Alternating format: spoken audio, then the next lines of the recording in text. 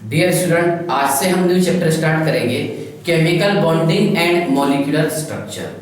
ध्यान से देखिए, केमिकल बॉन्डिंग में हमें क्या क्या पढ़ना है। सबसे पहले हमें पढ़ना है बॉन्ड के बारे में। Ionic bond, covalent bond, hydrogen bond, van der Waals forces, है ना, मेटेलिक बॉन्ड, ये क्या होते हैं, डिटेल पढ़ेंगे। Lewis electron dot structure, MOT molecular orbital theory, in detail हम स्टडी करेंगे। ओके, उसके बाद में हाइब्रिडाइजेशन, क्या पढ़ेंगे, hybridisation. Okay, VSEPR theory, valence shell electron pair repulsion theory, VBT valence bond theory और octet rule.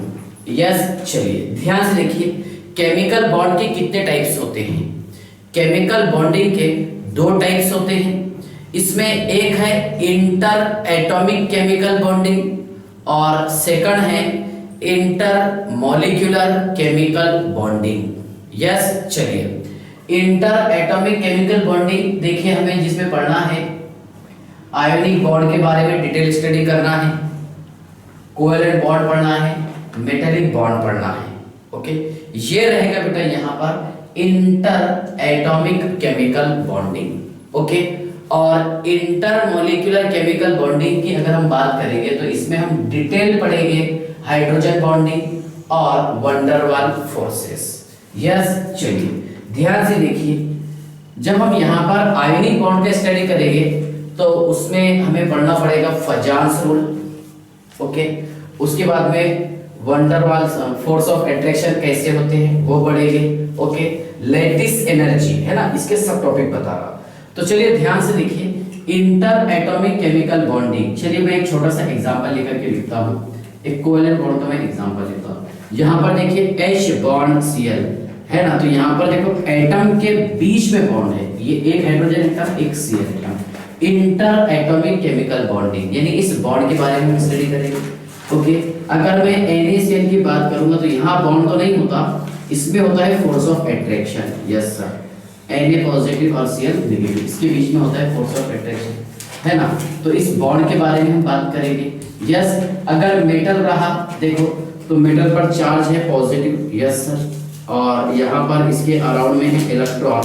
Yes, positive charge और उसके अराउंड में है बेटा इलेक्ट्रॉन। तो ध्यान से देखिए इसमें क्या होगा, थोड़ी सी बात बता देता, ठीक है। चलिए देखिए, मान लीजिए आप ये मेटल है और इसके पास में फ्री इलेक्ट्रॉन प्रेजेंट है। यस, है ना, तो यहाँ पर ये पॉजिटिव चार्ज देखिए इस इलेक्ट्रॉन को चारों तरफ से खींचेगा, यहाँ से यहाँ से यहाँ से, बराबर ना।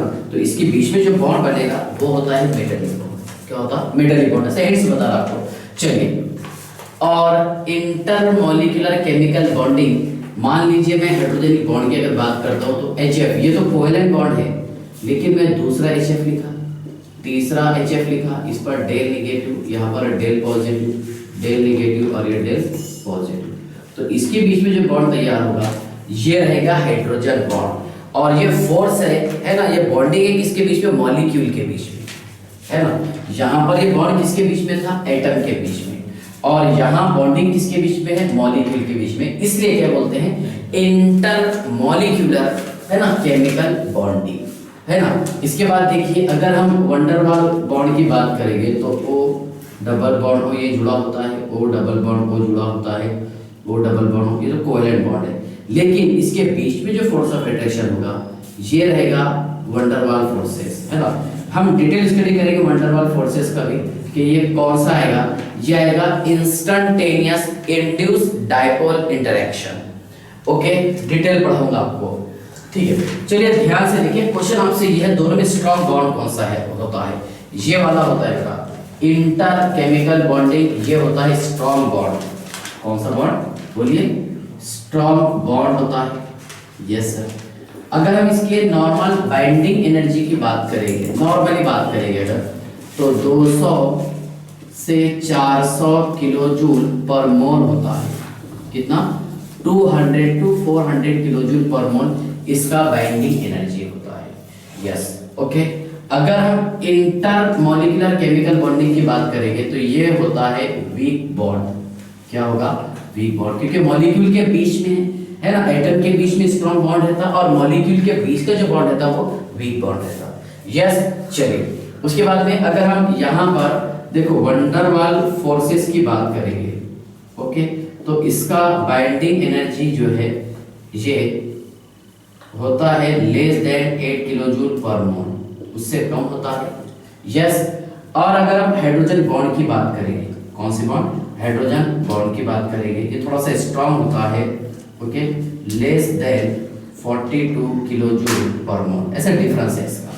तो कहीं पर आपको एवरेज मिलेगा 2 से 40 किलो जूल पर मोल, ऐसा एवरेज दिखा के देगा, लेकिन ये एग्जैक्ट बताया, ठीक है ना। अब देखिए अगर हम कोवेलेंट बॉन्ड सिंगल वाले की बात करेंगे, सिंगल कोवेलेंट बॉन्ड की अगर हम बात करेंगे तो मैंने एवरेज दिखा के दिया है ना। सिंगल कोवेलेंट बॉन्ड की अगर मैं बात करूँ तो इसके लिए एनर्जी रिक्वायर्ड है 200 to 500 kilo joule per mole, okay.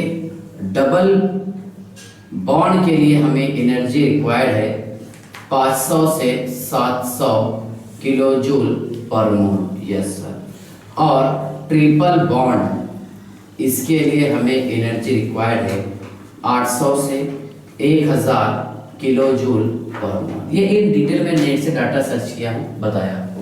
Yes, चलिए तो अल्टीमेटली यहाँ पर आपको इतना तो समझ में आया होगा, क्या इंटर एटॉमिक केमिकल बॉन्डिंग ये स्ट्रॉन्ग बॉन्ड होता है, जबकि इंटर मॉलिक्यूलर केमिकल बॉन्डिंग ये वीक बॉन्ड होता है। यहाँ से भी मैंने आपको देखो बाइंडिंग एनर्जी से भी प्रूफ करके बताया हूँ।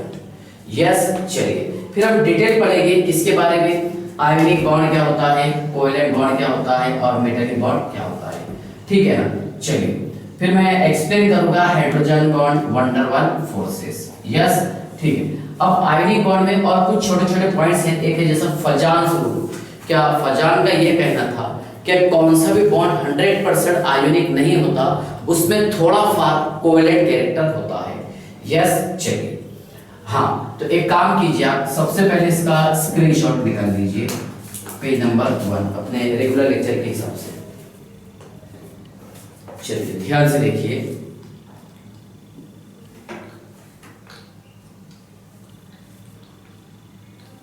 ओके, चलिए देखिए, हाँ समझ लीजिए।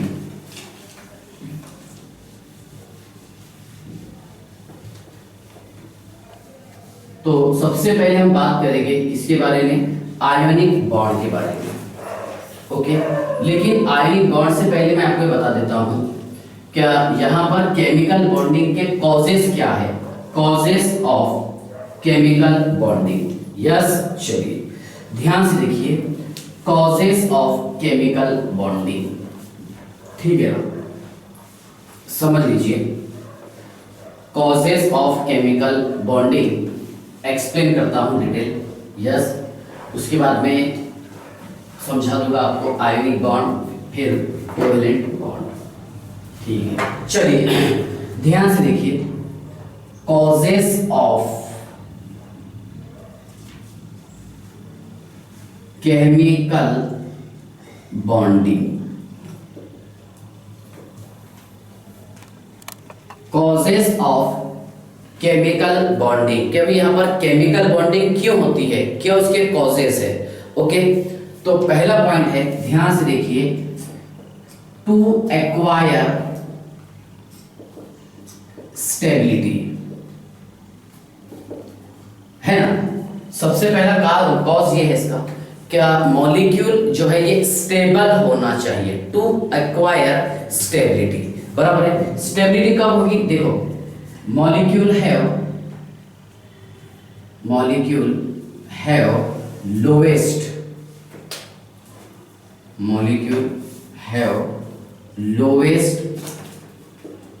स्टेबिलिटी, अगर लोवेस्ट एनर्जी बोलना पड़ेगा, molecule have lowest energy, so it has, है ना, ग्रेट स्टेबिलिटी। अगर मॉलिक्यूल के पास एनर्जी कम से कम हो, मिनिमम एनर्जी हो, तो उसका स्टेबिलिटी ज्यादा होता है ना, ग्रेट स्टेबिलिटी। ध्यान से देखिए आप, अगर मॉलिक्यूल का एनर्जी कम से कम हो, ओके, तो स्टेबिलिटी ज्यादा होता है। सुनिए यहां पर ये क्या करेगा क्या, टू एक्वायर स्टेबिलिटी, स्टेबिलिटी के लिए, मतलब अपने आउटर मोस्ट शेल में 8 electron in its outer most shell, है ना। एटम जो है ये कोशिश करेगा कि अपने आउटर मोस्ट शेल में 8 इलेक्ट्रॉन ये सेटिस्फाई कर पाए। जैसे मैं बात करूंगा Cl बॉन्ड Cl की, देखिए Cl के आउटर मोस्ट शेल में 7 इलेक्ट्रॉन होते हैं, शेयरिंग करने पर क्या हो गया, ध्यान से देखिए 8 इलेक्ट्रॉन हो गए, है ना। एक बॉन्ड यानी 2 इलेक्ट्रॉन, तो 2 4 6 8, इसका भी ऑक्टेट कंप्लीट, इसका भी ऑक्टेट कंप्लीट, बराबर है। तो मतलब यहाँ पर 8 electron in its outer most shell, ये कहना था ऑक्टेट रूल का, जो हम डिटेल पढ़ेंगे आगे। यस, तो बस इन शॉर्ट ये बोलेंगे कि मॉलिक्यूल का एनर्जी मिनिमम होना चाहिए, अगर एनर्जी मिनिमम रहेगा तो स्टेबिलिटी ज्यादा रहता। ओके, सेकंड पॉइंट ये है to acquire noble gas, to acquire noble gas configuration, मतलब यहां पर इसका इलेक्ट्रॉनिक कॉन्फ़िगरेशन जो है नोबल गैस के जैसा होना चाहिए।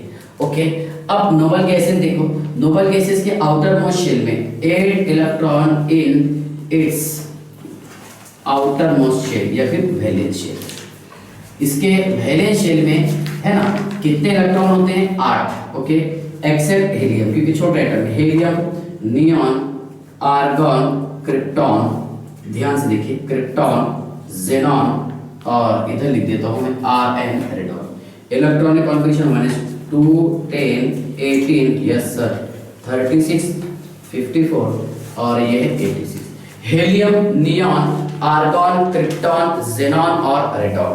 यस, चलिए इसका इलेक्ट्रॉनिक कॉन्फ़िगरेशन क्या है, 1s2, है ना। नियॉन का एटॉमिक नंबर 10 है sir, electronic configuration 1s2 2s2 2p6, ये देखिए आप 1s2 2s2 2p6 3s2 3p6, yes sir, कितने हो गए इलेक्ट्रॉन, 18।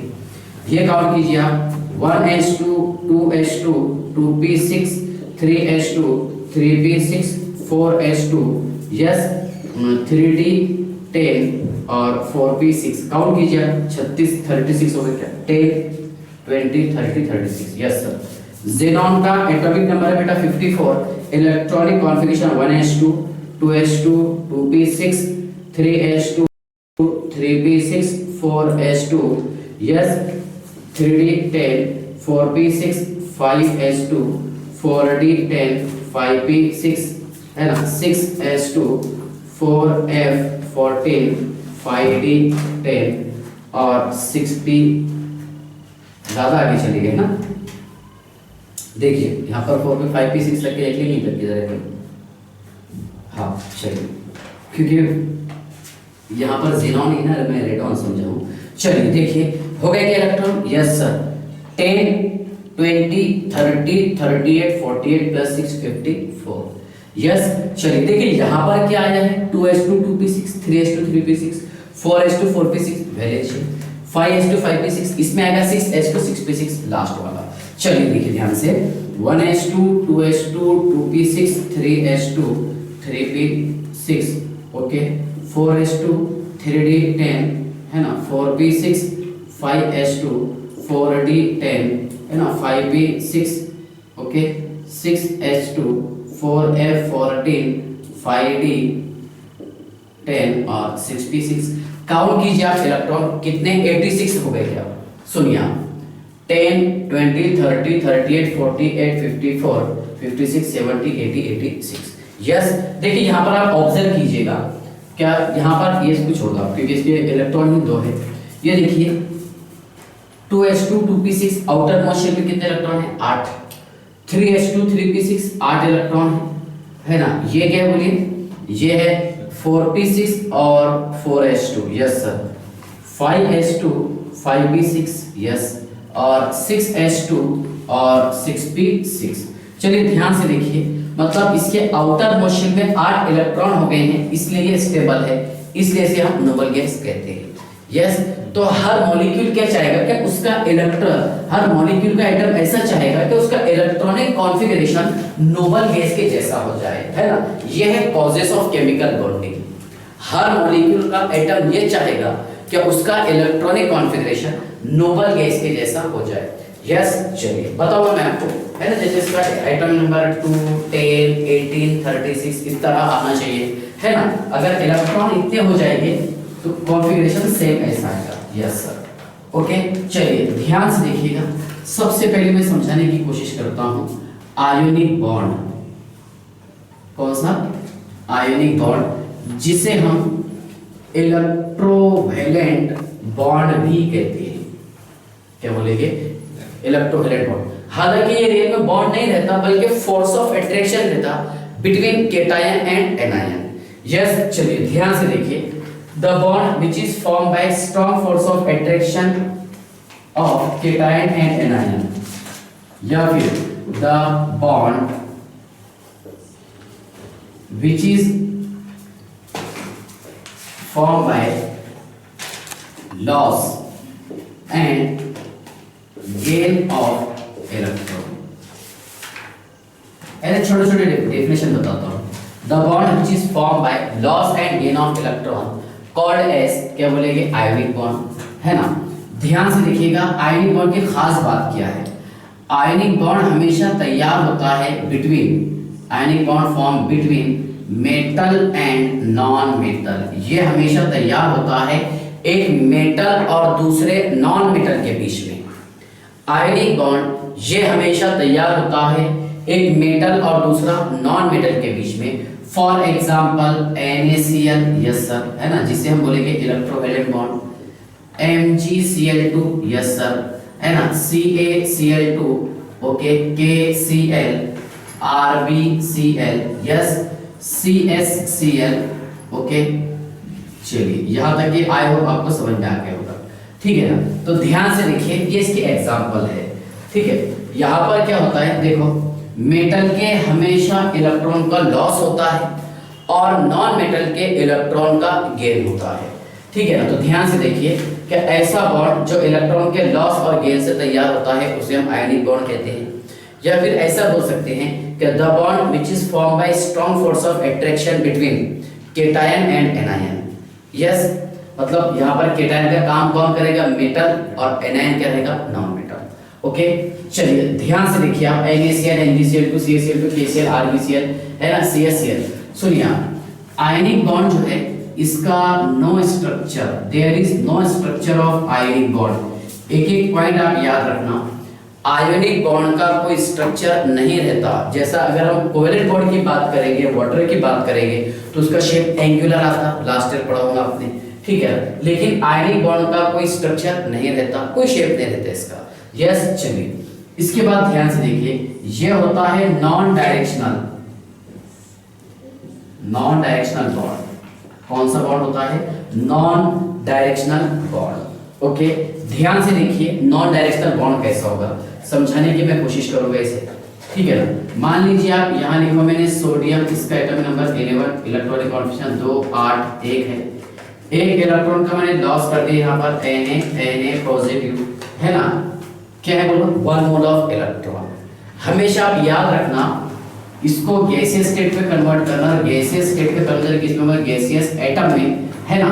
Na से क्या बना है? Na positive plus 1 mole of electron, क्या बोलो? Plus 1 mole of electron. ध्यान से देखिएगा, यहाँ पर हमें देना पड़ेगा इसे आयोनाइजेशन एनर्जी। क्या देना पड़ेगा? Ionisation energy. ओके तो इसमें ये एनर्जी एब्जॉर्ब करेगा, एनर्जी एब्जॉर्ब करेगा, क्योंकि हमें पता है कि यहाँ पर आयोनाइजेशन एनर्जी इसका पॉजिटिव रहेगा। यस, जहाँ पर एनर्जी एब्जॉर्ब होगा। ओके ध्यान से देखिए आप, यहाँ तक कि आपको समझ में आ गया आयोनाइजेशन एनर्जी, ठीक है ना। इसके बाद ध्यान से, मतलब आयोनाइजेशन एनर्जी किसको बोलेंगे? देखो, जब 1 मोल गैसियस एटम और आयन में से 1 मोल इलेक्ट्रॉन रिमूव करते समय जो एनर्जी रिक्वायर्ड होता है उस एनर्जी को हम आयोनाइजेशन एनर्जी कहते हैं। ओके मतलब यहाँ पर ये एनर्जी एब्जॉर्ब करेगा, ठीक है ना। दूसरी बात ध्यान से देखिए, देखिए मैं NaCl बताता हूँ आपको कैसा है। ये है Cl बेटा, गैसियस एटम है, इलेक्ट्रॉनिक कॉन्फिगरेशन 2, 8, 7। अच्छा खास बात क्या बताना था? 2, 8, 1 था ये। यस सर, इसने 1 इलेक्ट्रॉन का लॉस कर दिया, मतलब ये स्टेबल हो गया। यस 2, 8 हो गया, 10 इलेक्ट्रॉन इसके पास। यस सर, मतलब 1 इलेक्ट्रॉन रिमूव करने के बाद यहाँ पर देखिए मैंने 1 इलेक्ट्रॉन इसको डोनेट किया हूँ, क्या हो जाएगा, Cl नेगेटिव ये रहेगा गैसियस, इलेक्ट्रॉनिक कॉन्फ़िगरेशन 2 8 8 हो गया 18 इलेक्ट्रॉन, मतलब नोबल गैस के जैसा आ गया। किसके जैसा आ गया, नोबल गैस। ओके, तो यहाँ पर ये रहेगा बेटा Ea इलेक्ट्रॉन एफिनिटी और ये देखिए नेगेटिव, मतलब यहाँ पर एनर्जी रिलीज होगी, एनर्जी यहाँ पर रिलीज होगी, बराबर है ना। देखिए यहाँ पर एनर्जी एब्जॉर्ब हुई थी और यहाँ पर एनर्जी रिलीज हुई। यस, लेकिन एक खास बात ध्यान से देखिए, क्या एनर्जी जो है मिनिमम एब्जॉर्ब होना चाहिए, क्योंकि अगर एनर्जी कम रहेगी तो स्टेबिलिटी ज्यादा रहती है। यस, कहीं लिखिए हमने कि अगर एनर्जी कम हो, ओके, तो स्टेबिलिटी ज्यादा रहती है।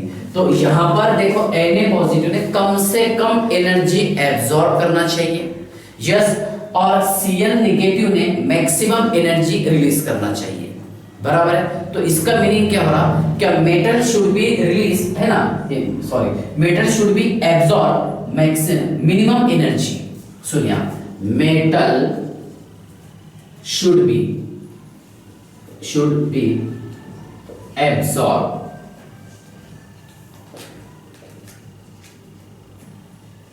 metal should be absorb minimum energy and non-metal should be released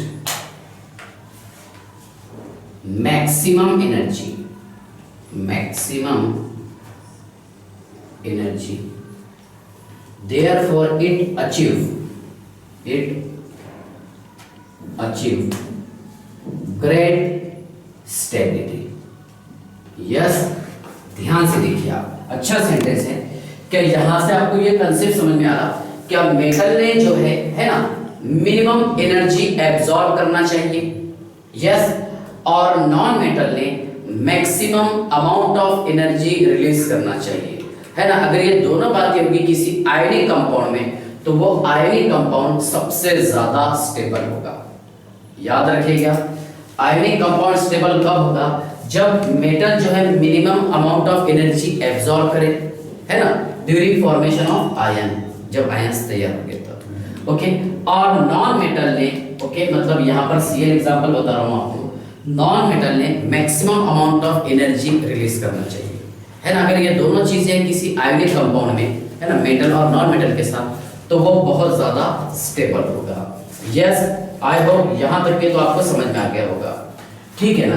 देखिए, हम कोशिश करते हैं कि हर पॉइंट को इन डिटेल और डेप्थ स्टडी करें।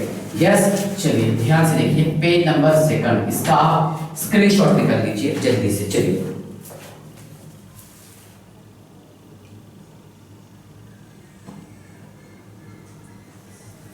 ओके, चलिए ध्यान से देखिए।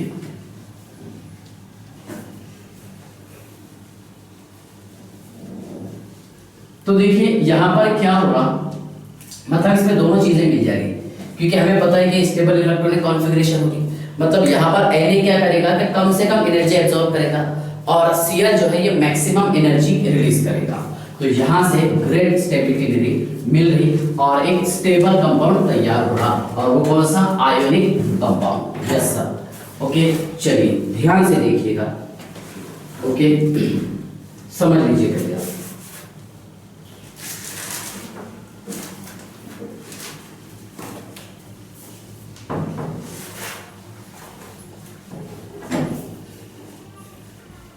चलिए हम इसकी कुछ एग्जांपल पर भी डिस्कस कर लेंगे, स्टडी कर लेंगे एग्जांपल की।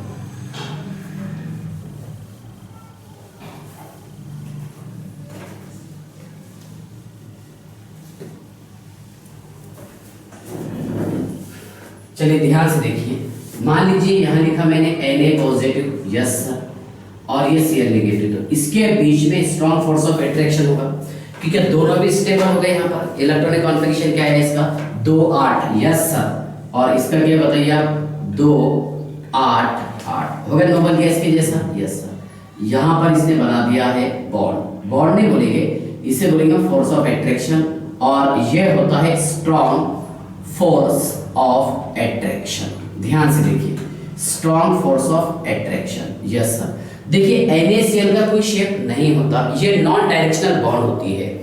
मान लीजिए नॉन डायरेक्शनल क्यों बोला, क्योंकि मान लीजिए मैं यहाँ पर लिखा हूँ Na पॉजिटिव, अब यहाँ पर Cl जो है 6 जुड़ती है, 2 3 4 5 6। Yes sir. इस पर negative negative negative negative negative negative negative और ये पॉजिटिव। इसके बीच में होता है बेटा force of attraction. Yes sir, सही है ना। क्या होता है इसके बीच में? Force of attraction. ध्यान से देखिए, मतलब यहां पर देखो एक Na पॉजिटिव आयन ये 6Cl नेगेटिव आयन से जुड़ा होता है। ओके देखिए Na positive ion surrounded by Na positive ion surrounded by 6Cl negative ion and vice versa। या फिर ऐसा हो सकता है क्या एक Cl नेगेटिव आयन ये 6 Na पॉजिटिव आयन से घिरा हुआ होता है। यस 4 5 और ये 6। Okay Na positive positive positive positive और ये पॉजिटिव, इसके बीच में होता है बेटा फोर्स ऑफ अट्रैक्शन, है ना, और ये स्ट्रॉन्ग फोर्स ऑफ अट्रैक्शन होता है। ओके ध्यान से देखिएगा, ये स्ट्रॉन्ग फोर्स ऑफ अट्रैक्शन होता है। ओके तो समझ में आ गया आपको यहाँ पर NaCl। ठीक है, NaCl का स्ट्रक्चर नहीं होता क्योंकि ये आयनिक कंपाउंड है, लेकिन इसका 3D स्ट्रक्चर होता है कि बहुत सारे मॉलिक्यूल जुड़े हुए हैं NaCl के, तो वो तैयार करते हैं क्रिस्टलाइन सॉलिड। क्या तैयार करते हैं? क्रिस्टलाइन सॉलिड 3D में। यस चलिए यहां तक के समझ गया। सेकंड एग्जांपल बेटा ध्यान से देखिएगा, MgCl2 मैग्नीशियम क्लोराइड। मैं एक काम करता हूं, Mg को पहले गैसियस स्टेट में लिखता हूं 2 8 2, है ना। Mg positive plus 1 mole of electron, एक समय में हम एक इलेक्ट्रॉन निकालते हैं 2 8 1। Yes sir. और एक इलेक्ट्रॉन निकालेंगे। यस सुनिए Mg पॉजिटिव, यस सर 2 8 1 ये देगा हमें Mg di positive plus 1 mole of electron. Yes sir, है ना। तो डायरेक्टली इस इक्वेशन को हम कैसे लिखते हैं? देखिए अगर हम लिखना चाहें इसे, Mg से बनता है Mg di positive, yes sir, plus 2 mole of electron. क्या था? 2 8 2 था, 2 8 हो गए नॉर्मल गैस के जैसा, मतलब एक स्टेबल आयन होगा, metal ion. Yes sir. Okay इसके बाद ध्यान से देखिएगा, Cl नेगेटिव तो हमें पता है सर, ठीक है ना। तो ध्यान से देखिए Mg है ना, Cl नेगेटिव यहाँ लिख देता हूँ मैं, Cl ये गैस है plus 1 mole of electron, that gives Cl negative gaseous ion. Yes sir, है ना। तो यहाँ पर ये एनर्जी रिलीज करेगा, ये एब्जॉर्ब करेगा। सुनिए आप Mg ये Cl और ये Cl, ये नेगेटिव ओके, और यहाँ पर ये पॉजिटिव। चलिए मैं +1 -1 कर देता हूँ इसको। यस सर, ठीक है ना, ये +2। तो इसके बीच में जो फोर्स ऑफ अट्रैक्शन होगा, मतलब यहाँ से इसकी वैलेंसी भी निकाल सकते हैं कि Mg की वैलेंसी कितनी रहेगी? 2, है ना, +2 ऑक्सीडेशन स्टेट है, 2 वैलेंसी। ठीक, तो ध्यान से देखिए इसके बीच में जो फोर्स ऑफ अट्रैक्शन मिल रहा ये रहेगा, देखो कौन से वाला? आयोनिक बॉन्ड, है ना, जहां पर मेटल इलेक्ट्रॉन के लॉस करता है और नॉन मेटल इलेक्ट्रॉन के गेन करता है। सुनिए आप, इसने एक Cl ने एक इलेक्ट्रॉन का गेन किया, इलेक्ट्रॉन के कॉन्फिगरेशन 2 8 8, इसका 2 8 और इसका 2 8 8। यस सर, ठीक है। इसके बाद ध्यान से देखिए आप CaCl2, तो Ca से बना है Ca di positive plus 2 mole of electron, ये है गैस, ये गैस। Yes sir. तो Ca ये Cl और ये Cl, नेगेटिव नेगेटिव और ये डाई पॉजिटिव।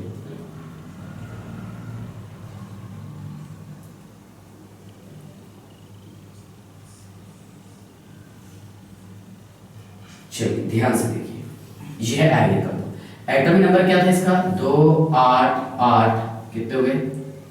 10 18 20, क्या बचा? 2 8 8 18 हो गए ना। तो 2 8 8, यस सर, और ये 2 8 7 से क्या हो गया? 8 हो गए सर यहाँ पर। यस, एक इलेक्ट्रॉन गेन करके 2 8 8, यस। चलिए यहां से आपको क्या क्या समझ में आएगा? लॉस ऑफ इलेक्ट्रॉन किसका होगा? लॉस ऑफ इलेक्ट्रॉन किसका होगा बेटा? मेटल का होगा। Yes sir. और गेन ऑफ इलेक्ट्रॉन किसका होगा? नॉन मेटल का। पहला पॉइंट आपको समझ में आया, ठीक है। यहां पर देखो मेटल क्या रहेगा? पॉजिटिव और नॉन मेटल क्या रहेगा, इलेक्ट्रोनेगेटिव। याद रखिएगा, देखिए मेटल रहेगा इसमें इलेक्ट्रोपॉजिटिव और नॉन मेटल रहेगा इसमें इलेक्ट्रोनेगेटिव। मतलब यहां पर क्या होगा कि मेटल का ऑक्सीडेशन नंबर बढ़ेगा और नॉन मेटल का ऑक्सीडेशन नंबर कम होगा। यस, चलिए तो यहां तक के तो आपको समझ में आ गया होगा आयोनिक बॉन्ड के बारे में।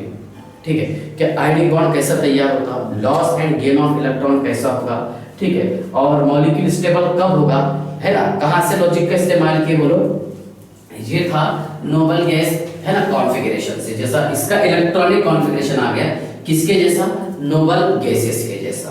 ओके, तो आई होप यहां तक कि आपको समझ में आ गया होगा क्या यह है आयोनिक बॉन्ड। यस, चलिए इसके बाद ध्यान से देखिए आयोनिक बॉन्ड के कैरेक्टरिस्टिक कौन कौन से हैं, properties of ionic bond. Yes, चलिए प्रॉपर्टीज ऑफ आयोनिक बॉन्ड, उस पर हम थोड़ा सा डिस्कस कर लेते हैं।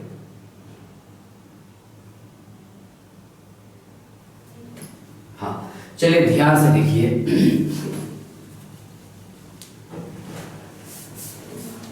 Properties of ionic bond. ठीक है, पहले हम बात कर लेंगे आयोनिक बॉन्ड के बारे में और उसके बाद में फिर कोवेलेंट बॉन्ड। ठीक है, चलिए ध्यान से देखिए properties of ionic bond.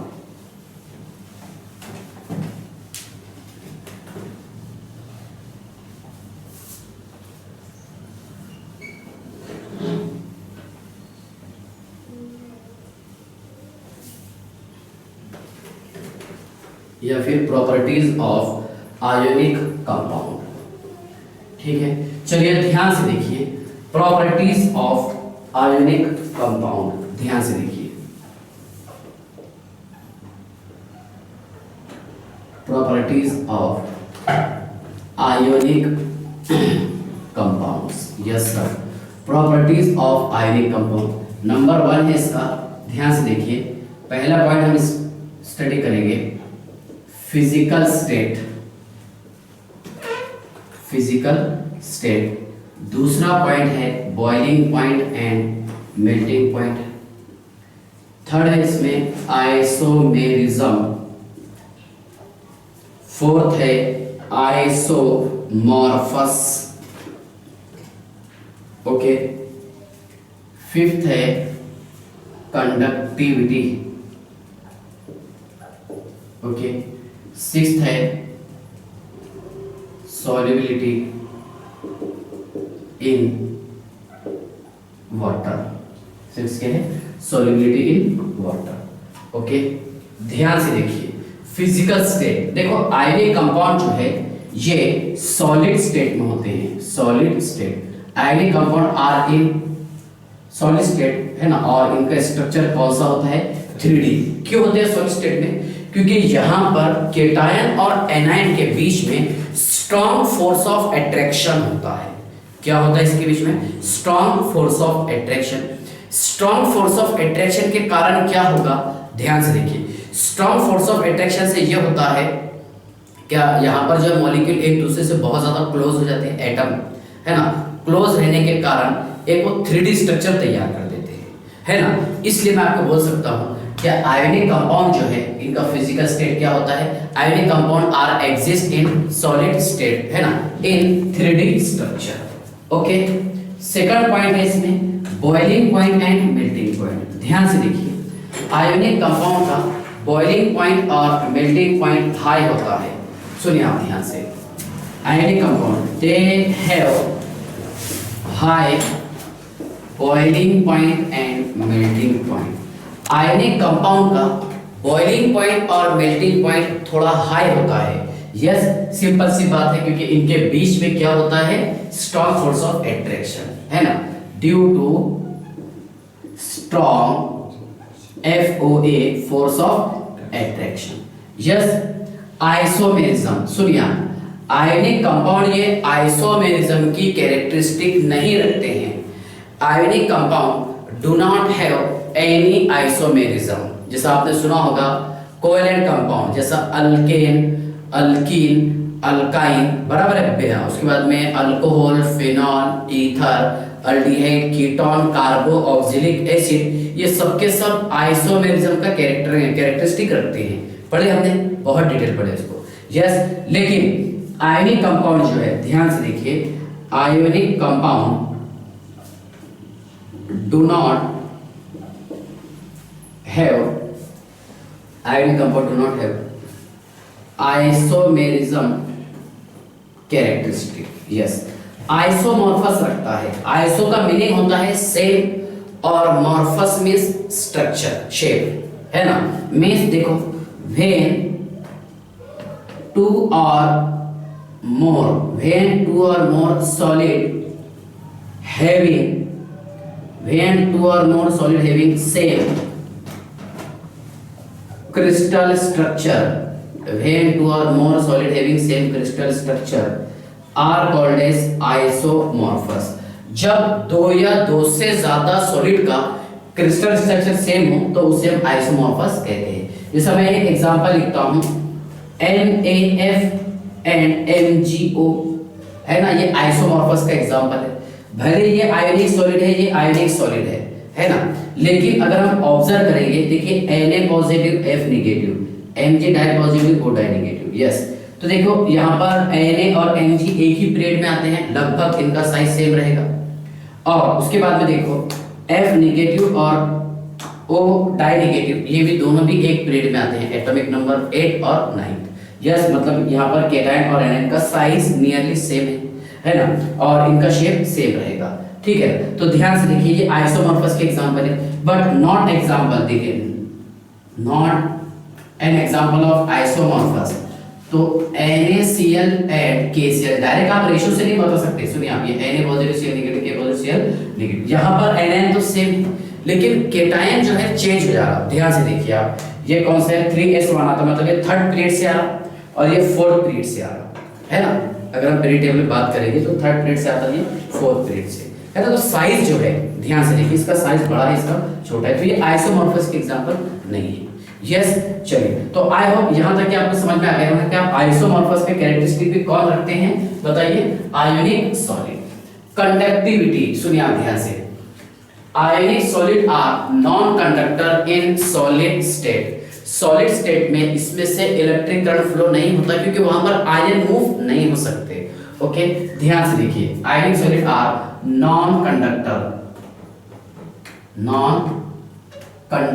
ionic solid are non-conductor in solid state. Yes, but conductor in molten और aqueous state। लेकिन ये molten और aqueous state में कंडक्टर होते हैं। ध्यान से देखिए, आप समझ लीजिए कि ionic solid are non-conductor in solid state but conductor in molten और एक्वस स्टेट। जैसा हम बात करेंगे सिर्फ NaCl की, अगर NaCl हम सॉलिड लेंगे तो उसमें से इलेक्ट्रिक करंट फ्लो नहीं होता, लेकिन इसे हम मोल्टन स्टेट में या फिर एक्वस स्टेट में लेंगे तो उसमें से इलेक्ट्रिक करंट फ्लो होता है। क्यों? क्योंकि वाटर इसे 81 टाइम्स ब्रेक डाउन करता है, इसलिए वाटर को कहते हैं डाई इलेक्ट्रिक कांस्टेंट। क्या रहता है वाटर? Die electric constant. तो देखिए वाटर जो है इसको ब्रेक डाउन करता है 81 टाइम्स, देयरफॉर वाटर, है ना, ये क्या होता है बताइए, डाई इलेक्ट्रिक कांस्टेंट। यस, क्या होता है, dielectric constant. Yes sir, okay. चलिए, सॉल्युबिलिटी इन वाटर, तो ध्यान से देखिए, क्या ionic solid are generally soluble in water. Okay, ध्यान से देखिए, जैसा NaCl वाटर में सॉल्युबल हो जाता है। सुनिए, ionic solid are soluble in water, बराबर है। Ionic solid are soluble in water. Yes sir. अच्छा, एक बात ये पूछना था आपसे, क्या आयनिक सॉलिड जो तैयार होता है मेटल और नॉन मेटल से? यस सर, मेटल और नॉन मेटल से। तो अगर यहां पर मेटलिक कैरेक्टर ज्यादा होगा, मेटलिक कैरेक्टर ज्यादा होगा और नॉन मेटलिक कैरेक्टर अगर लेस होगा तो वो आयनिक सॉलिड स्ट्रॉन्ग आयनिक सॉलिड होगा। यस, आयनिक सॉलिड के लिए मेटलिक कैरेक्टर ज्यादा चाहिए और नॉन मेटलिक कैरेक्टर कम चाहिए। यस, चलिए ध्यान से देखिए कैसा होगा। मान लीजिए अगर मैं आपके सामने एग्जांपल लिखता हूं LiCl NaCl KCl, yes sir, और RbCl, यस सर।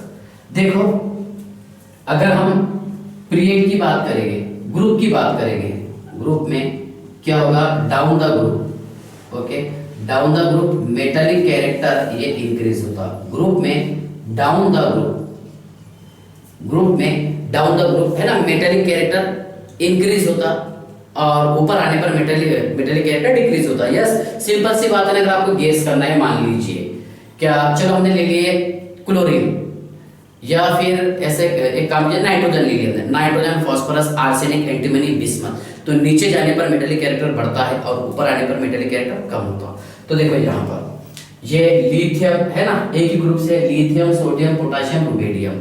यस, अब इनमें सबसे ज्यादा मेटालिक कैरेक्टर किसका रहेगा? सुनिए, एक तो हम यहाँ पर मतलब सबसे ज्यादा आयनिक कैरेक्टर किसका रहेगा, तो हम ये गेस कर सकते हैं, एक तो मेटालिक कैरेक्टर ज्यादा चाहिए या फिर नॉन मेटालिक कैरेक्टर जो है बोलो वो कम चाहिए, बराबर ना।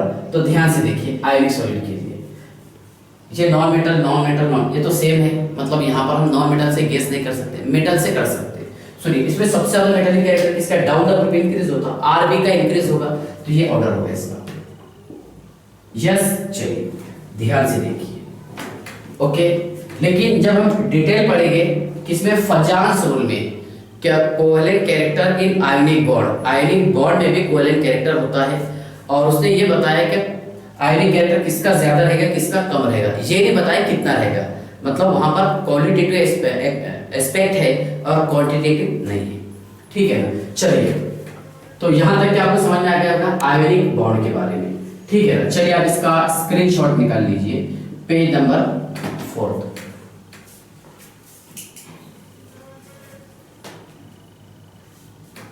चलिए ध्यान से देखिए,